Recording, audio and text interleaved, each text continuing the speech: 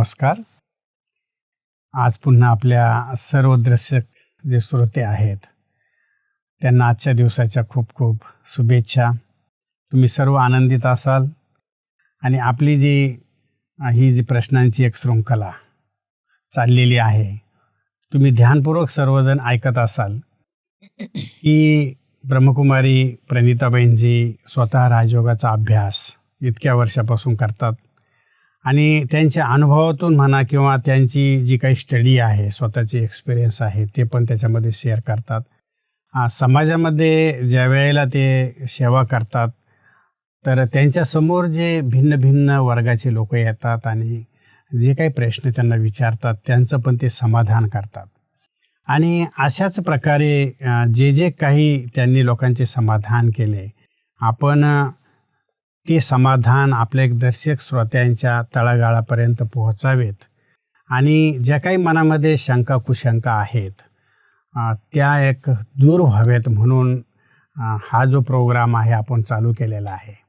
आणि यामध्ये एक अपेक्षा आहे की ते समाधानकारक उत्तर ज्या वेळेला आपल्या दर्शकांना मिळतील तर जीवनामध्ये एक द्वंद्व जे आहे ईश्वराप्रती असो, जसं मागच्या एपिसोडमध्ये आपण बघितलं की त्यांनी ईश्वराच्या विषयी, अस्तित्वाविषयी सर्वव्यापिकता जी समाजामध्ये लोकांनी मान्य केलेली आहे ती एक भ्रांती आहे, परंतु ईश्वर सर्वव्यापी नाही आहे, हे जसं एक स्पष्ट करून सांगितलं. तर आज जे काही आपल्यासमोर दर्शकांनी प्रश्न उपस्थित केलेले आहेत आणि त्या प्रश्नांचं उत्तर आज पण त्या खूप काही समाधानकारक देतील ही अपेक्षा घेऊन आपण आज पुन्हा आपल्या स्टुडिओमध्ये त्यांचं स्वागत करत आहोत. ओम शांती. ओम शांती. नमस्कार. तर आज तुम्ही मागच्या एपिसोडमध्ये पण खूप सुंदर आमच्या दर्शकांचं प्रश्नांचं समाधान केलेलं आहे आणि आज सर्वजण ही अपेक्षा ठेवून आहेत की दीदी आज जे काही सांगतील, जे काही आम्ही प्रश्न दिलेले आहेत त्यांचं समाधानकारक उत्तर देतील. आणि याचा एक रिझल्ट जर बघितला ह्या प्रश्नांचे जे उत्तर तुम्ही देतात की लोकांच्या मनामध्ये जे काही जन्मजन्मांतरचे संस्कार म्हणा किंवा जे काही भरलेलं आहे ते कुठंतरी एक निघतं. जसं आपण बघतो की एखाद्या बाल्टीमध्ये जर खराब पाणी आहे तर ते जर काढायचं आहे तर त्याच्यामध्ये स्वच्छ पाणी जर आपण टाकलं तर ते खराब पाणी ऑटोमॅटिक निघतं. तर त्या प्रकारचं तुम्ही हे कार्य करताय किंवा या समस्या ज्या आहेत, लोकांच्या मनामधले जे प्रश्न आहेत, तर त्याच्यामुळे लोकांचं जे कन्फ्युजन आहे ते कुठेतरी दूर होतं.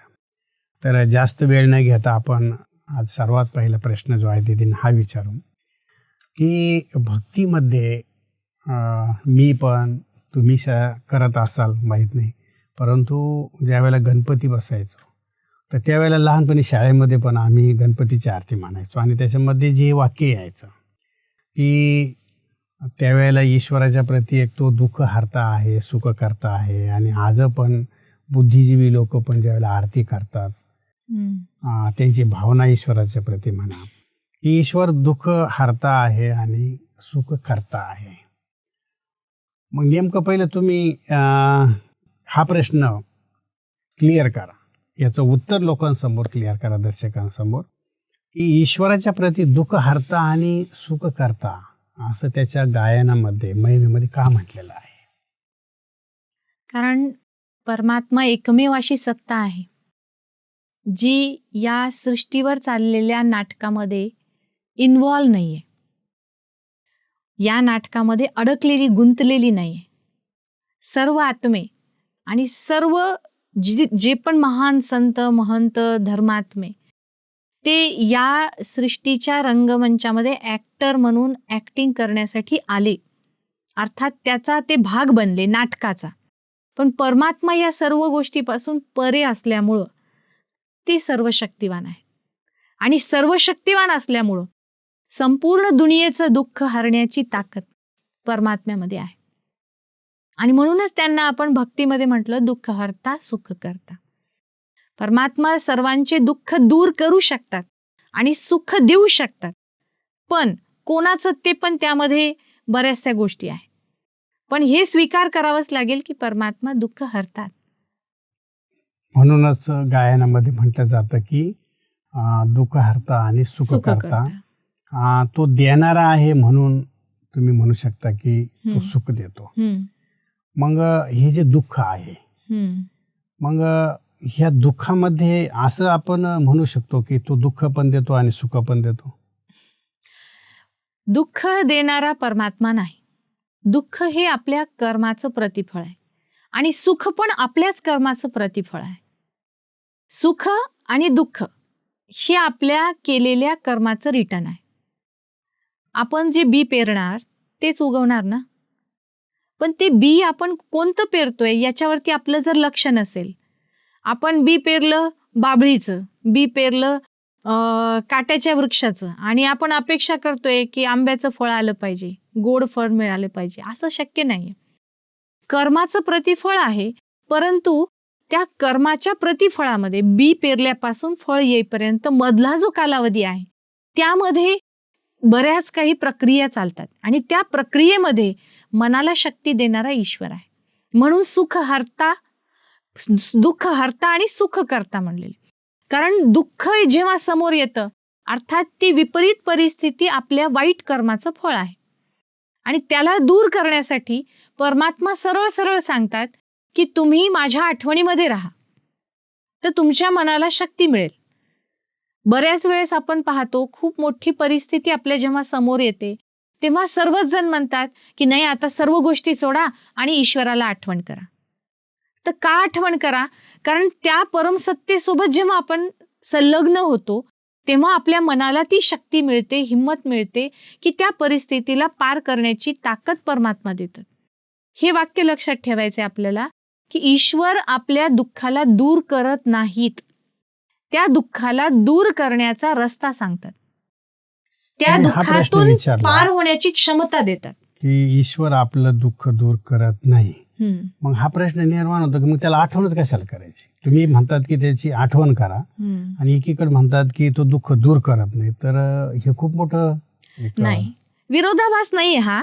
ऍक्च्युअल मध्ये सूक्ष्म गोष्ट ही आहे, जसं शिक्षक सांगतात विद्यार्थ्याला की तू हे प्रश्न पाठ कर आणि हे प्रश्न परीक्षेत येणारच आहेत आणि याचं उत्तर हे आहे, तू फक्त पाठ कर. आता त्या विद्यार्थ्याने ते उत्तर पाठ केलं तर तो परीक्षेत लिहू शकेल, नाही पाठ केलं तो कुठून लिहिणार आहे? शिक्षकाने तर सांगितलं होतं. तसंच परमात्मा परम शिक्षक आहे. ती परिस्थिती जे पण विघ्न आहे त्या कर्मातून, त्या कर्माच्या फळातून कसं बाहेर यायचं हा रस्ता परमात्मा दाखवतात. त्या रस्त्यावर आपण चाललो तर दुःख दूर, त्या रस्त्यावर आपण चाललोच नाही तर दुःखातच अडकून राहणार ना. मार्ग परमात्मा दाखवतात, पण त्या मार्गावर चालणं न चालणं आपल्या हातात आहे. तुम्ही बरोबर बोलताय. मार्ग गीतेमध्ये पण आहे की तो मार्ग दाखवतो. श्रीकृष्णाने हीच अट सांगितली होती की मी शस्त्र उचलणार नाही, युद्ध तुलाच करायचे, मी निशस्त्र असेन, पण सारथी होते. आता तुम्हाला एक उदाहरण सांगतो. एका ठिकाणी आम्ही गेलो होतो, तर त्या ठिकाणी असंच जेलमध्ये प्रोग्राम चालू होता. तर त्यामध्ये एक परिवार असा होता की काही गुन्हा नसताना, त्यांची काही चूक नसताना त्यांना जेलमध्ये टाकलं होतं आणि ते अक्षरशः रडत होते. मग त्यांनी ज्या वेळेला हाच प्रश्न तिथं केला की ईश्वराजवळ न्याय नाही आहे, आमचा काही गुन्हा नाही आहे, मग ईश्वरानं आमच्याबरोबर हा काय न्याय केलेला, जोपर्यंत त्याचं समाधानकारक उत्तर तुम्ही देणार नाही. म्हणजे याचाच अर्थ की काही नसतानाही त्यानं हा जो दुःखाचा पहाड आमच्यावर केला. तुम्ही काही नसताना असा शब्दच नाही वापरू शकत, कारण ही फक्त प्रेझेंट सिरियल आहे चालू आता सध्या की तो आता जेलमध्ये आहे. तुम्हाला असं वाटतं की त्यांनी काहीही न करता, म्हणजे कोणताही गुन्हा न करता त्याला जेलमध्ये कारावासात राहावं लागत आहे, हे तुमचा भ्रम आहे. वास्तविक त्या आत्म्याने अनेक जन्मामध्ये मागे पुढे ज्याच्यासोबत कर्माचं बंधन होतं, काय कर्म केलेलं आहे हे आपल्याला माहिती आहे का? आणि ते माहीत नसल्यामुळे आपण हा प्रश्न उद्भवतो की वर्तमान सिरियल पाहतो आपण आणि मागचं पुढचं काहीच आपण त्याचा विचार न केल्यामुळे आपल्याला वाटतं की तो दोषी आहे किंवा तो दोषी नाही, मग त्याच्यासमोर हे दुःख का आलं. एक सत्य घटना सांगते. मग याचं तुम्ही समाधान सांगा. नाही, आधी एक सत्य घटना तुम्ही जेव्हा गहराईमध्ये सूक्ष्मतेमध्ये जाऊन तुम्ही त्याला अनुभव कराल तेव्हा तुम्हाला वाटेल की खरंच आपण असं करतो आणि सहजरित्या नशिबाला, देवाला, परमात्म्याला दोष देतो की तारणारा पण तोच आणि मारणारा पण तोच. ऍक्च्युअल मध्ये तसं नाहीये. आपण फक्त त्याचं वरवर अर्थ पाहतो, वर्तमान पाहतो. एका ठिकाणी आम्ही कार्यक्रमाला गेलो आणि लोक जमा होण्यासाठी टाइम होता. मग त्या लोकांनी आम्हाला म्हटलं की बाजूच्या रूममध्ये बसा. मग बाजूच्या रूममध्ये आम्हाला बसवण्यात आलं. तिथे एक छोटा मुलगा टीव्ही पाहत होता. एक सिरियल चालू होती, तो पाहण्यामध्ये मग्न होता. त्याचे आई वडील त्याला म्हणत होते की हे टीव्ही थोड्या वेळासाठी बंद कर, दीदी आलेले आहेत. तो म्हणतो नाही, ह्या प्रोग्रामची आज एपिसोड लास्ट एपिसोड आहे आणि ह्या लास्ट एपिसोडमध्ये बरेच सस्पेन्स खुलणार आहेत. कृपया मला एवढं लास्ट एपिसोड पाहू द्या.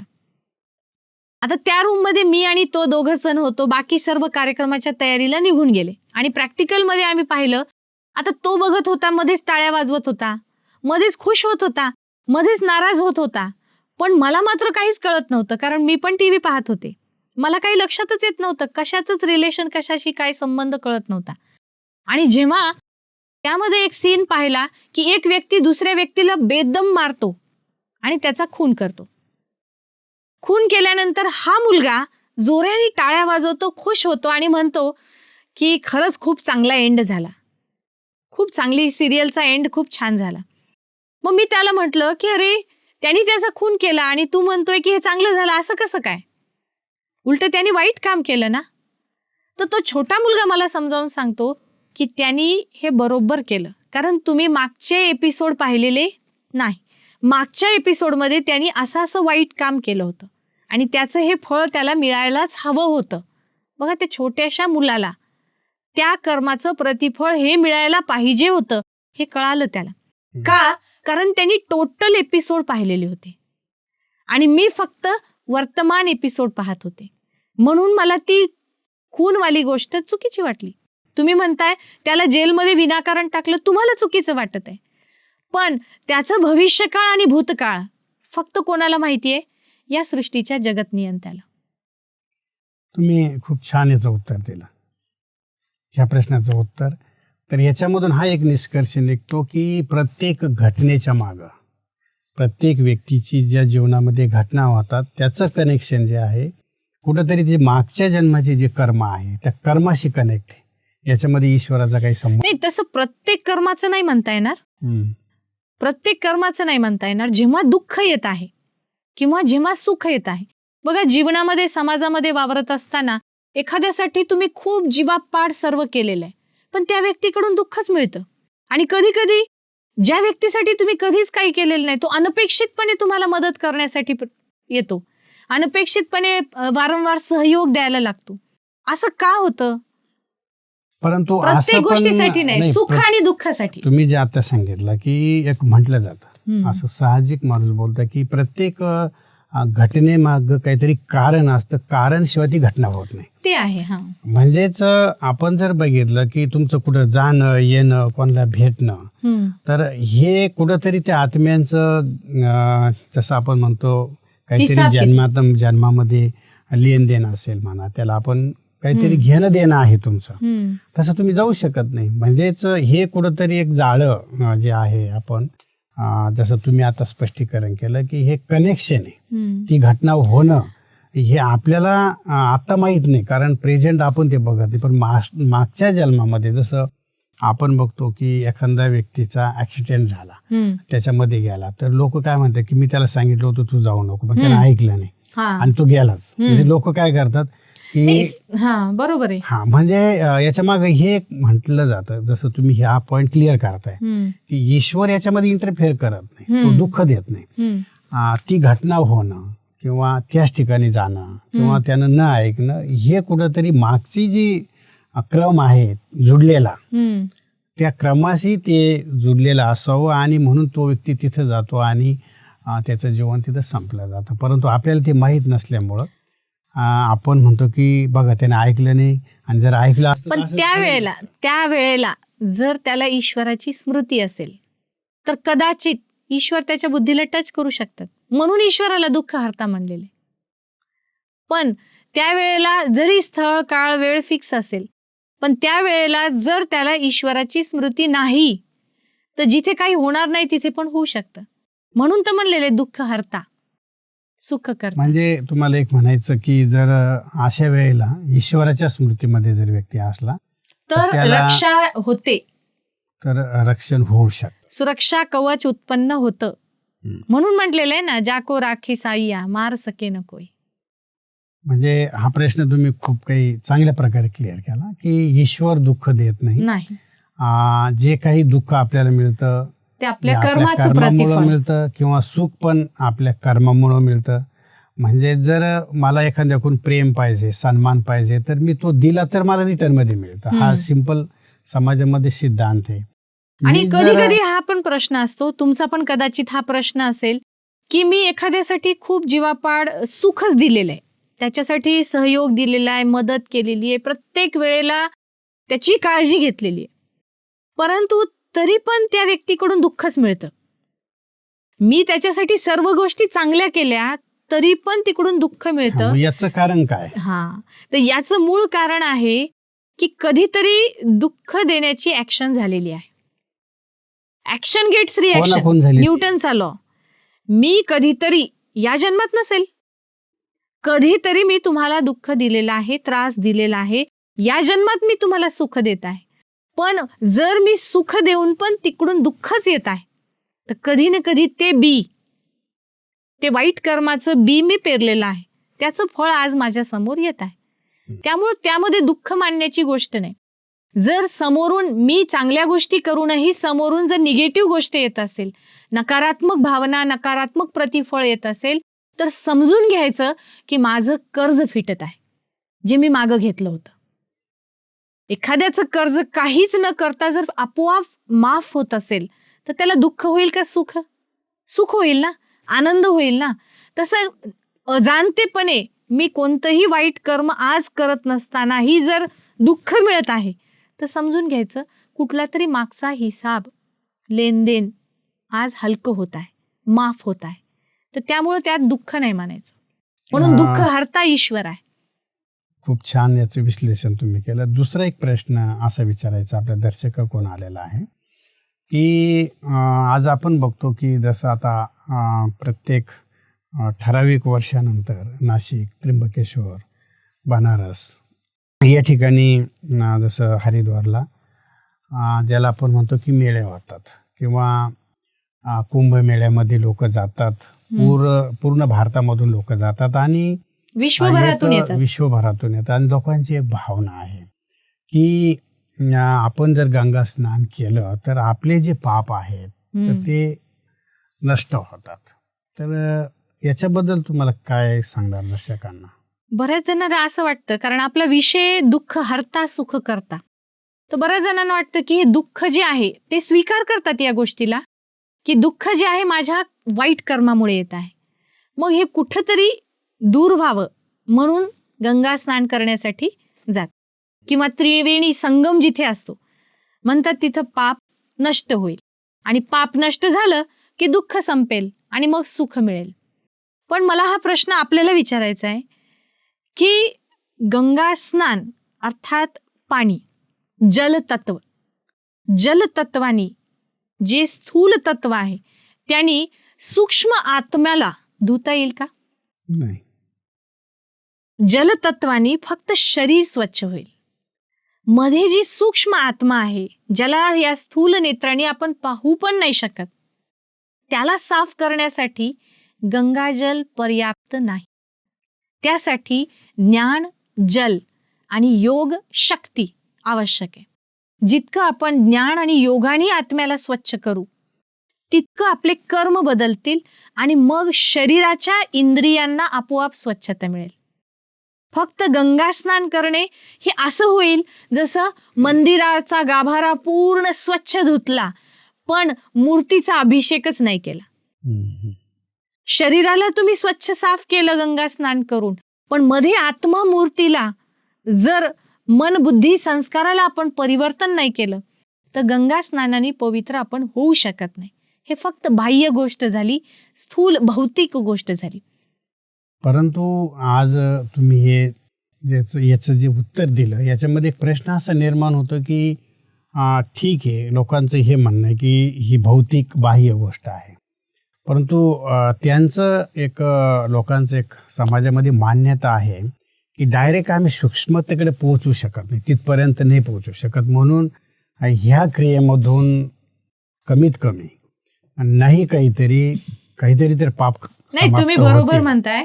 कारण जेव्हा आपण तीर्थयात्रेला निघतो तेव्हा पवित्र राहतो. हम्म. जेव्हा तीर्थयात्रेला निघतो तेव्हा नामस्मरण, देवाचं उच्चारण, मंत्र उच्चारण, ह्या सर्व गोष्टी आपण करत असतो. हम्म. त्याच्यामध्ये तितका वेळ मन बुद्धी स्वच्छ होते, स्वच्छतेकडे जाते. हम्म. परंतु जेव्हा आपण वापस येतो पुन्हा तेच कर्म करायला लागतो. हम्म. नित्य कर्मामध्ये ज्या विकृती होत्या त्या विकृतींना आपण सोडलं का?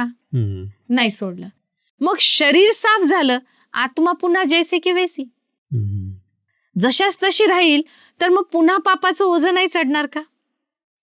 याच्यामध्ये एक अजून तुम्ही क्लिअर करा ह्या गोष्टीला की मग हे जे पाप पुण्य तुम्ही जे म्हणतात की स्नान केल्यानंतर काही त्याचं पाप समाप्त होत. जर गंगा स्नानाने आत्मा शुद्ध झाली असती तर आज गंगेच्या तटावरचे सर्व लोक एकदम पवित्र फरिश्ते देवात्मा झाले असते. परंतु त्यांना हे आत्म्याचं जे नॉलेज आहे ते जर नाहीये तर मग आम्हाला तुम्ही असं म्हणणार? वाटतं की तुम्ही आधी हे समजून घ्यायला पाहिजे की दोन गोष्टी आहेत, एक भौतिक आणि दुसरा आहे अभौतिक. एक आहे नश्वर आणि दुसरा आहे अविनाशी. नश्वर गोष्टी म्हणजे विनाशी, ज्या स्थूल आहेत आणि भौतिक आहे. आपण भौतिकतेकडे सर्व गोष्टी करत आहोत. तिथे जाऊन क्रिया कर्म, गंगेमध्ये 1 रुपया स्वाहा करणे, पूजा पाठ करणे, मंत्र उच्चारण, ह्या सर्व गोष्टी आपण करत आहेत. पण मध्ये जी अभौतिक सत्ता आहे, भले आपण तिथपर्यंत नाही पोहोचू शकत. तुमचा प्रश्न असा आहे की आम्ही त्या अभौतिक तत्वापर्यंत नाही पोहोचू शकत, अविनाशी तत्वापर्यंत आपण नाही पोहोचू शकत, असं तुमचं म्हणणं आहे. वास्तविक सत्य आहे, ह्या ज्या विधी आहेत ना, ह्या भौतिक कडून अभौतिक कडे जाण्याचाच मार्ग आहे. पण तो लोकांना कळत नाही. फक्त कर्मकांडाच्या रूपामध्ये जाणे, असं करणे, बस. पण तिथे जे करायला पाहिजे होतं, सूक्ष्मतेकडे जायला पाहिजे होतं, ते आपण नाही करत. म्हणूनच आपण त्या गंगेमध्ये स्नान करूनही पवित्र नाही झालो. आणि जर गंगा स्नानाने आपण पवित्र झालो असतो तर आज कलियुग आलंच नसतं. कारण गंगा तर सतयुगापासून आहे, आज नाही. खूप छान तुम्ही याचं स्पष्टीकरण दिलं. मला वाटतं याच्यामध्ये जो काही तुम्ही एक शब्द वापरलेला आहे अभौतिक सत्ता, आपण नंतरच्या एपिसोडमध्ये आपल्या दर्शकांना ते अजून एक क्लिअर करू. त्या अभौतिक सत्तेच्या समीप किंवा जवळ जाण्यासाठी काय करायला पाहिजे. परंतु हे खूप एक छान मला वाटतं दर्शकांचं समाधान झालं असेल ह्या गोष्टीमधून की कशा प्रकारे आपण फक्त एक समाधान म्हणून गंगा स्नान केल्यानंतर पवित्र झाला असं म्हणू शकत नाही. कारण जीवनामध्ये असं जर असतं, मला वाटतं तर आज सारेच प्रश्न समाप्त व्हायला पाहिजे होते, दुःख समाप्त. आज कलियुग आलंच नसतं, कलियुग आलं नसतं, आज इतके पाप वाढलेच नसते. तर या 2 प्रश्नांचं तुम्ही खूप समर्पक उत्तर दिलं. की जसं पहिला आपला जो विषय दर्शकांसमोर तुम्ही ठेवला की ईश्वर सर्वव्यापी नाही हे, आणि वास्तविक कुठंतरी लोक स्वीकार पण करतात.